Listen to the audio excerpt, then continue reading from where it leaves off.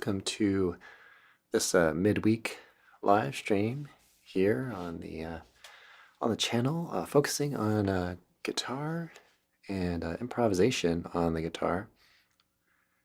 I've released a few things earlier this week, and just yesterday I talked about easy basics of music theory, talking about small steps, small intervals, understanding intervals, and how to put those together to create major scales, which are really, in large part, kind of the basis of most of the music that you'll come across on all genres. So, and those are kind of the building blocks of how key signatures are constructed and all that. So join me today and ask me some questions about that if you like. And but I'll kind of continue on and talk a little bit about that, maybe give some ideas. Hello, how's it going?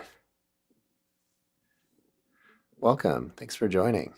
I'll mention too that I'm streaming on desktop as well as mobile. So I'll be checking two chats as we go. So I'll do a little playing, noodling while folks come in. And so I welcome your comments and questions.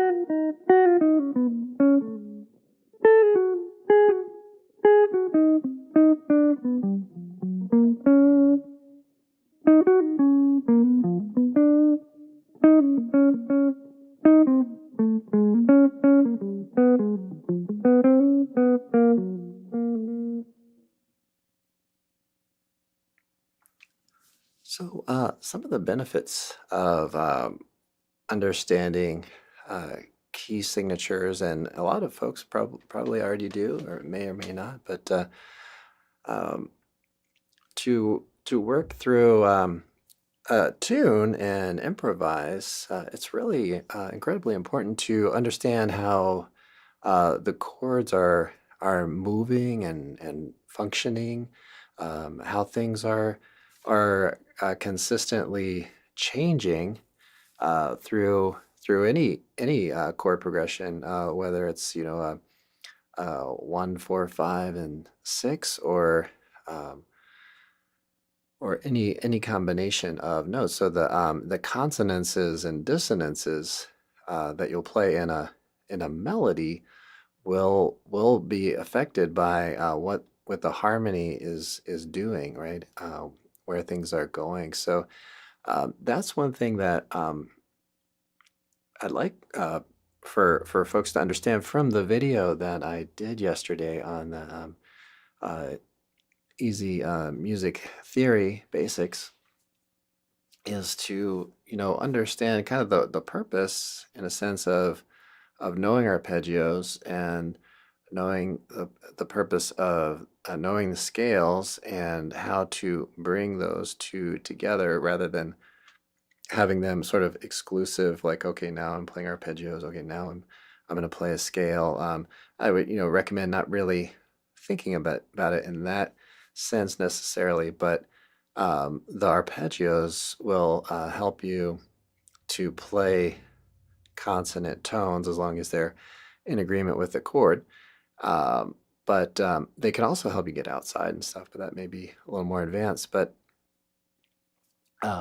it will help you in a sense to really master playing the inside. But you want to fill in the gaps and maybe make your lines more colorful. So you want to have some dissonance and some degrees of that in your playing.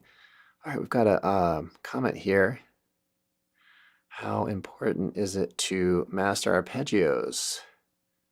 Do you use it a lot in your playing? Yeah, so that's kind of just what um, I'm mentioning. I would say, yeah, absolutely master arpeggios. I would say it's very important, and that is just so that you know where the consonants are of a tune, right? So earlier I was playing there on Green Dolphin Street, and so especially when you're playing and there's no backing track, you want the listener to hear those changes, right? So so you're going to touch on the chord tones of the tune and suggest what the progression is through your melody, and it's kind of an awareness thing of know where the tones of the arpeggio lie on the instrument, right? So I'm going to double check a little bit that everything is good here. Looks like everything's up and running okay. So I had originally intended to uh, stream on a few other platforms, but I changed some settings and it doesn't seem to be working. But I don't know. We'll see. See what happens next time. I'll work on it.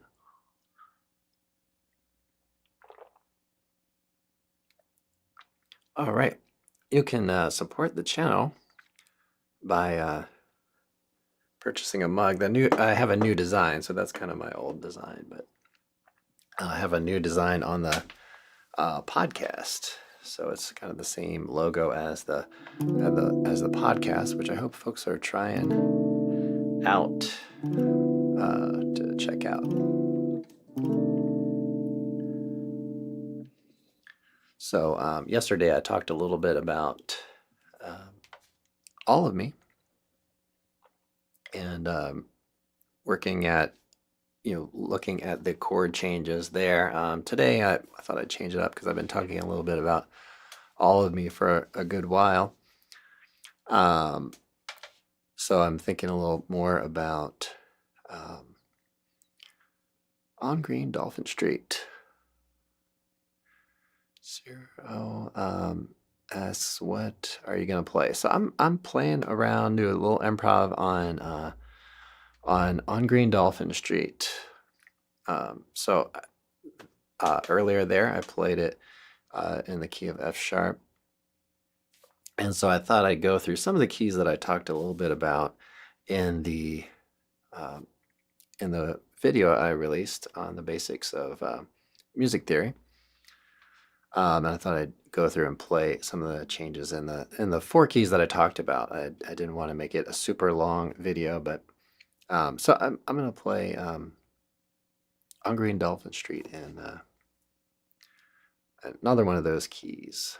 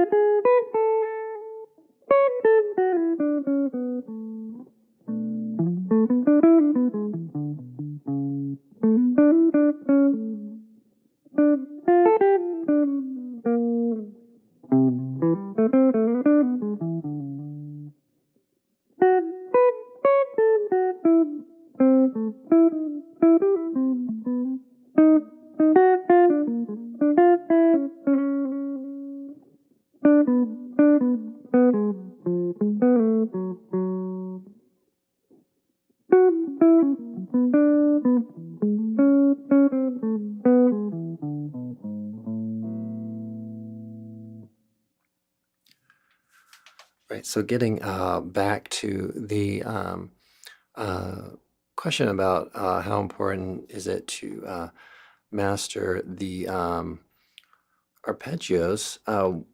Another perspective we might take on learning improvisation is to think about tools that you might have. So you have, let's say, an in a sense, a toolbox of things that you can draw from. And so you take time to practice that in your sessions. So you can have elements like arpeggios. Be able to play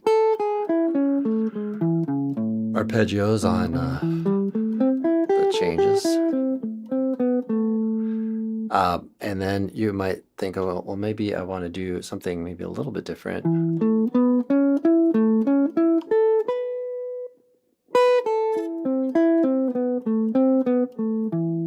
Maybe have something called like a melodic structure that you kind of have, which will give you a variety more of maybe a variety of intervals to draw upon. Because if you notice, you play arpeggios, if you play the next consecutive note each time, you're going to have a lot of the same types of intervals, right? So thirds, okay, and then a half step or a whole step depending on what you're playing. So if you can mix it up and jump around, or perhaps add a 9 in like I did there earlier.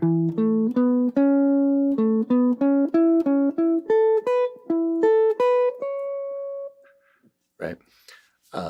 Then you have some more little things to draw on, but knowing different types of scales, like I think I've talked about a bit on the channel, which is to know different numbers of notes, like triads, 3 tones, arpeggios on seventh type chords, 4 notes, and pentatonics. Pentatonics are very practical, and they our ear is really used to hearing that and accustomed to that.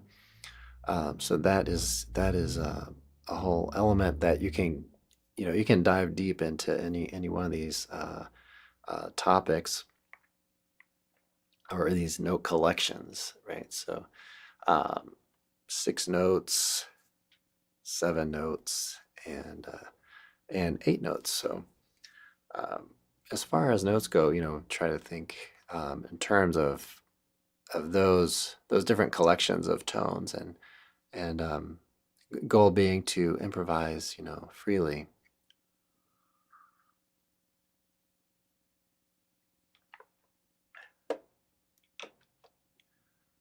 All right, thanks for your request. Appreciate it. I know some tunes like Wonderwall and all those, but not playing those today. So focusing on this channel on improvisation, playing improv, playing lines and phrases that you kind of come up with on the spot, right?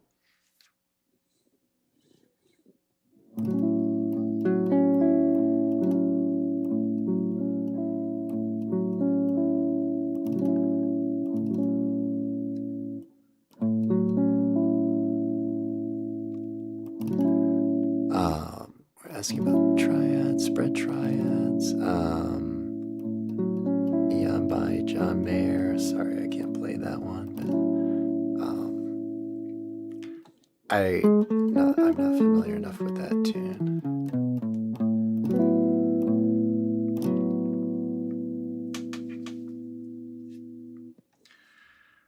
So yeah, triads. If you can, there's a really cool tune that I did a ways back on the channel, which I think might be really helpful for you to check out. So Matheny tune. What was the name of it?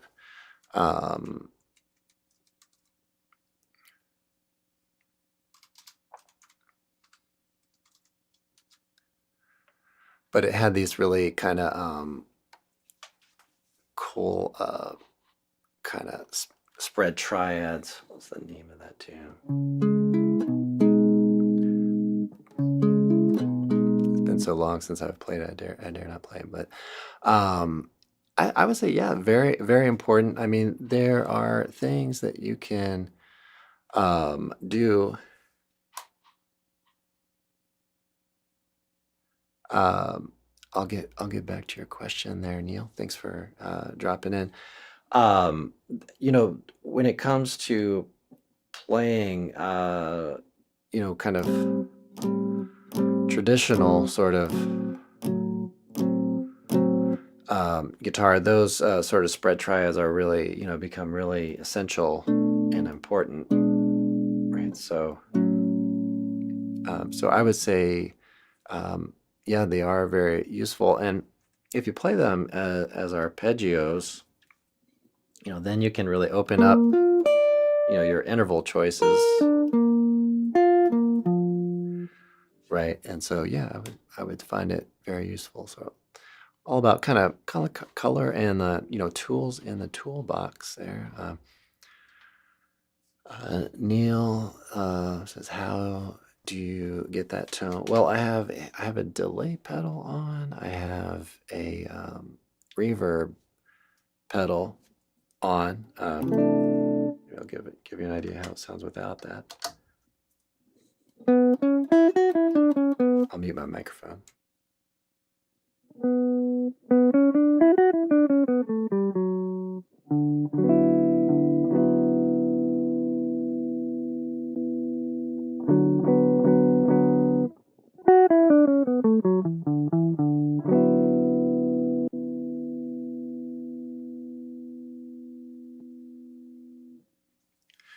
So another thing I mentioned, I'm using this Strymon Iridium to get a sort of an amp tone. So those are called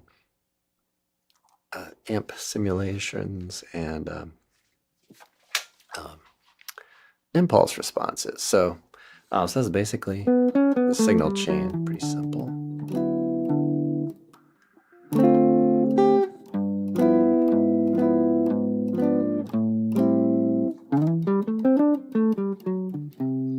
But then, of course, there's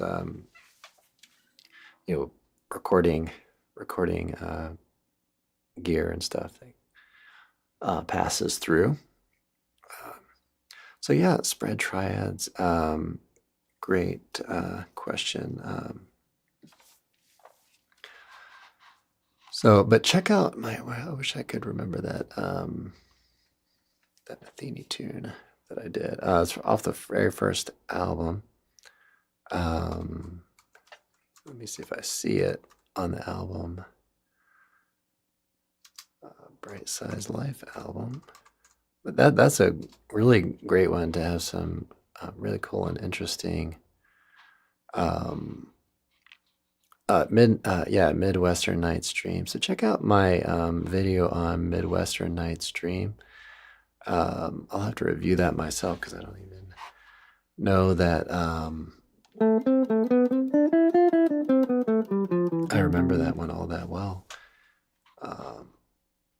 So is it a kind of lessons broadcast? Well, this is like my live stream. Not really doing lessons necessarily on this day, but just kind of covering some topics and giving folks who may watch the videos that I release an opportunity to maybe ask questions about those or just kind of what's on your mind. I do have some lessons available for some group question and answer and a workshop, and also doing private lessons. So check that out. Check information out in the description below.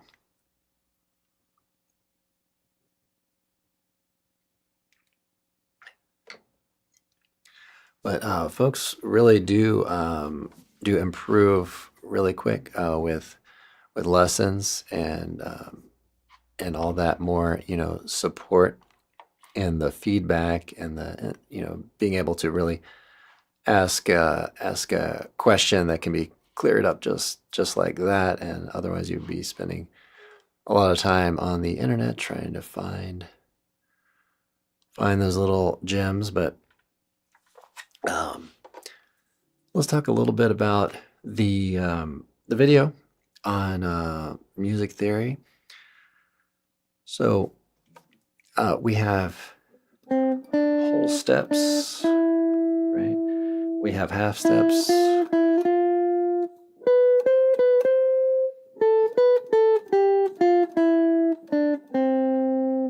Right, and so those are the building blocks of how all this kind of system is connected. So I mentioned the whole, half, whole, half. Now you can start at any point inside of that, and even view that as a circle, like cyclical kind of thing, and that can help you find tones as well. And here, do half steps. Right? You might even try that, tracing one finger and moving along and connecting whole steps and half steps, and especially doing it on one string. Otherwise, being aware of what the intervals are as you cross over strings, which can be a little bit confusing on the guitar because it's not a uniform tuning, at least if you use standard tuning, so, or the Spanish tuning, right? Because your interval from let's say D to E over here is going to be in a different distance than D to E over here, right? So that's another angle that you can use to move through and kind of work at kind of decoding the neck and everything. So, all right, well, I'm going to do a little more playing. Let me know if you have any additional questions or comments.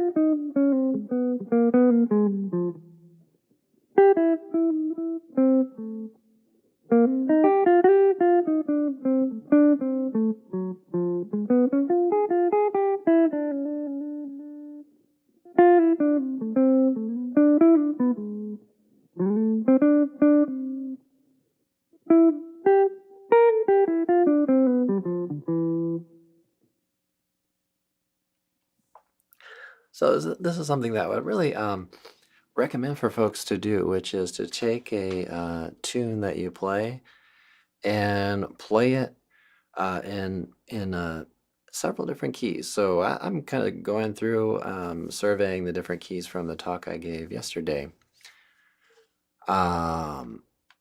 So let's take some questions here. So we have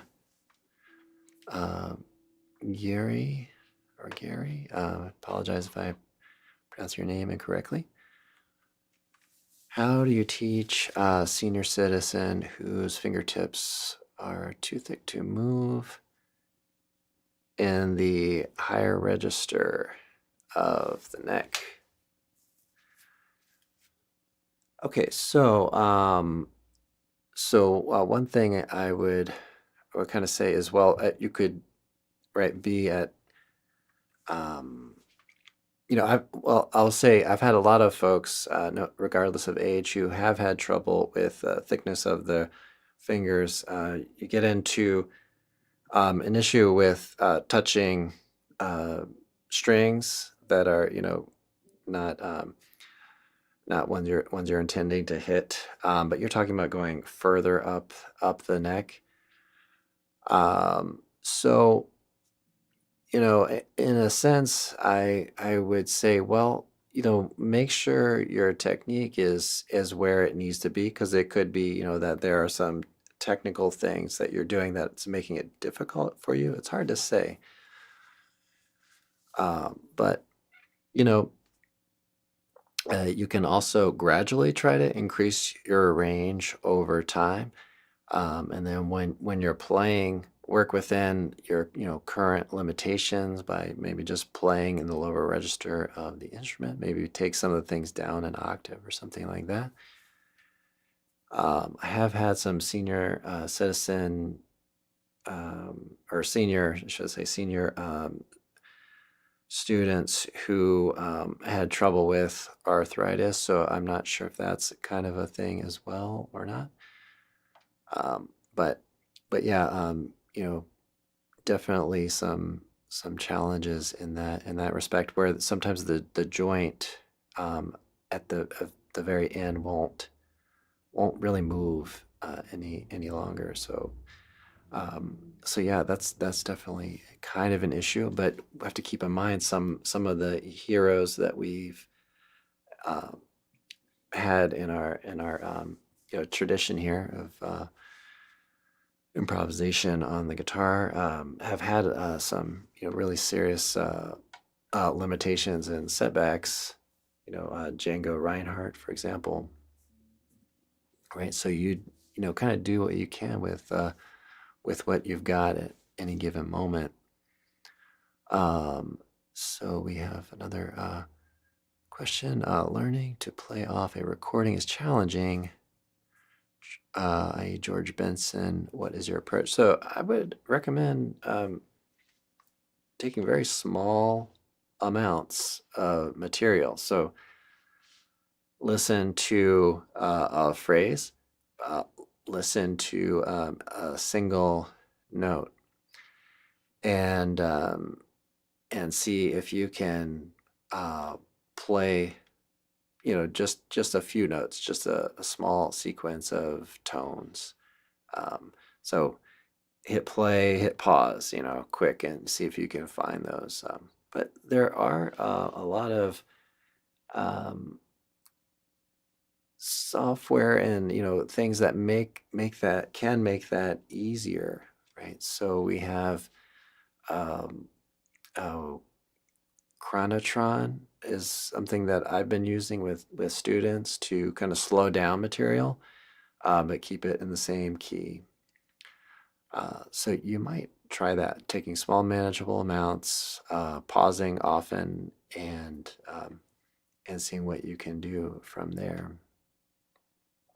Um, Magic Mirror, thank you for joining in. I'm talking about guitar and improvisation, and just kind of taking your questions and your comments and seeing if I can give my perspective on it. Um, how do you set up your practice routine? 2 to 4 hours at a time? That's the question. Um, yeah, absolutely not. I would not recommend doing that. I would set a time limit at a maximum of 45 minutes in a session. Anywhere from 15 to 45 minutes is what I would recommend. Practice intensely, um, and give yourself frequent breaks. That's what I would recommend when it comes to practice. When it comes to playing, yeah, you can play for 2 hours, 4 hours. Absolutely. So a lot of gigs are 3 hours, but even then, usually you take 45 minutes and then you take a break there as well. Um, so yeah, don't practice too long because there's only so much focus that's available to, I think, almost any human being. So to kind of indefinitely have really intense extreme focus is just really hard. Let's see, me and do. Okay, both move tone, tone, semitone. Yeah, well, thank you for that. Um, yeah, so if you're using solfege, Okay, right? You have do and you have mi, right? So they sit. There's halfway in between. There's a whole step. I'm gonna play this mi over here actually. So, right? So you have string 5, fret 3, string 5, fret 7, and there's, yes, a whole step in between. And that brings up a good point, is that these are all building blocks. You can, go down to, the smaller amount, all right? So if you have half steps, see if you can fill in the half steps, right? To build from. So I hope that's helpful. All right, everybody. Well, I'm going to do maybe a little more noodling around.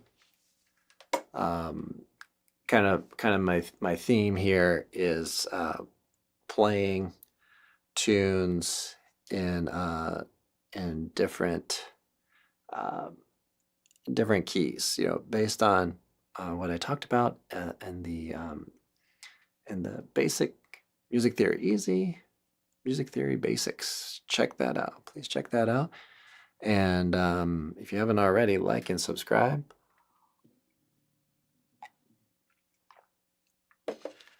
If you get value from all this, please help out the channel any way that you can. Much appreciated.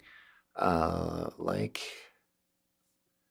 subscribe, turn on notifications. We have a member area here. We have kind of exclusive updates, which I kind of give some behind the scenes takes on things, and we have a lessons and talks tier. Music lessons, private music lessons, and classes. Check out the description below. Okay. Yuri asks, would you play a simple song and then improvise over what you play to demonstrate how to approach you and how fast you should play? So, yeah, I mean, how fast you should play is, kind of up to what you hear. You want to try. I mean, I would say you want to play with some intent, right? To play phrases and have an intention, right, in what you're after. So if you feel like you lose sight of the moment, just try to keep bringing it back to the moment, and play within whatever limits you have, physical or what you hear, right? So try not to play things that are fast just for the sake of playing fast. I would say that once you get to a certain technical level, you may even play fast passages, and you may not consider it as being fast or anything like that. So that's kind of my my take on it. So I'm gonna play just a tiny bit more, improvise on the changes for on Green Dolphin Street. So far I played in F sharp, played in A, played in C, and now I'm gonna play in E flat. So just to give you kind of an idea of what you might work at as far as playing and practicing tunes using what I talked about in the video on music theory basics.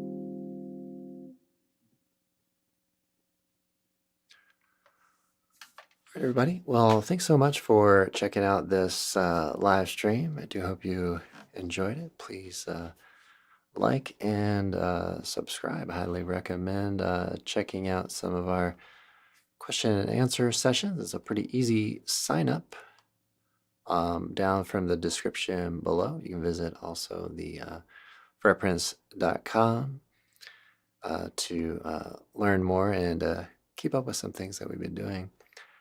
And yeah, slowly growing here over time, hoping to bring folks some real practical things to work with as far as playing and improvising technique and all that. So you're welcome. Glad to hear it. Glad to hear you're gaining more understanding on the guitar. How do you figure out the key of a song on the spot? Well, you want to when you listen to it, you want to think about what tone sounds like it's resolved, right? So what there's gonna be a tone that even if the tone is not present at a given moment, it will be sort of suggested, and that's the tonic, right? So listen to the tune as a whole, and then yeah, you'll kind of figure that out. So there's look for the 5 and the 1 relationships, the tonic and the dominant. Help with memorizing the fretboard. Learn the notes in C. Learn the C notes. There are a lot of approaches to doing this. You can learn notes on a single string, do it one at a time, and memorize them. You're going to mostly memorize them by using them. So get with some sight reading material. If you play even a really simple 3 notes or something like that, if you play, see if you can play that in a bunch of different positions and, know the neck.